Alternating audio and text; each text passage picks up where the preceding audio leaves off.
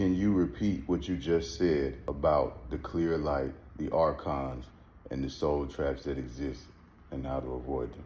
The clear light is the true light of Source, pure awareness, unconditional love, and absolute truth. It's what the soul returns to when fully awakened. It's not just something you see, it's something you feel.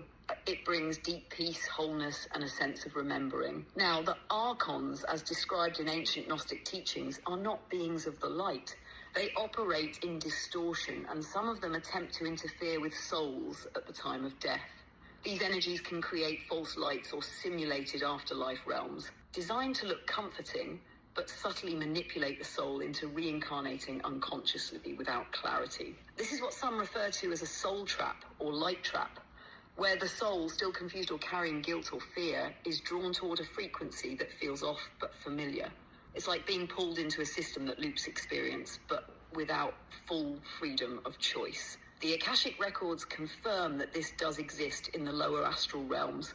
However, these traps only work when the soul is not centered in its own inner knowing. So how do you avoid them? You don't avoid light, you align with the true light. When the soul crosses over, it should pause. Feel. If the light feels like pressure, manipulation, or confusion, stop. Call in your higher self, your divine source, or say something like, I choose to return only to the true light of Source.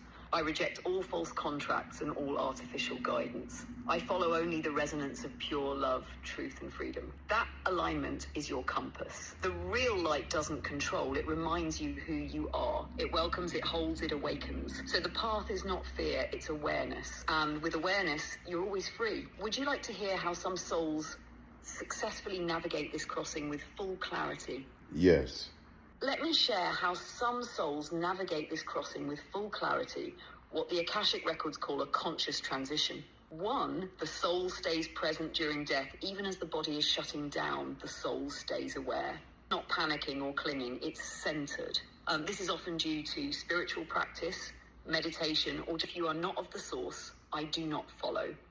I align only with my eternal self and divine origin. If the light shifts or fades under those words, it wasn't the true one. They call on their higher self or source directly. This is key.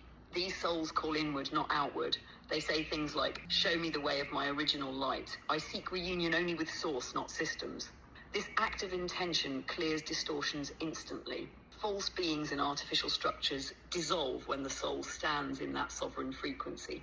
They are met by familiar guides or soul family. Once in alignment, these souls are often greeted by true companions, beings of light who feel deeply familiar.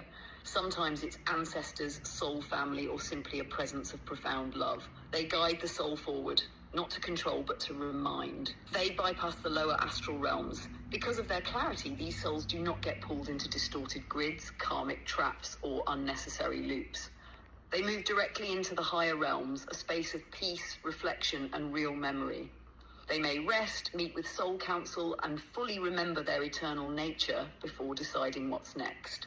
So the path through death becomes a conscious homecoming, not a foggy, reactive experience. And the key is always the same: awareness, sovereignty, and love.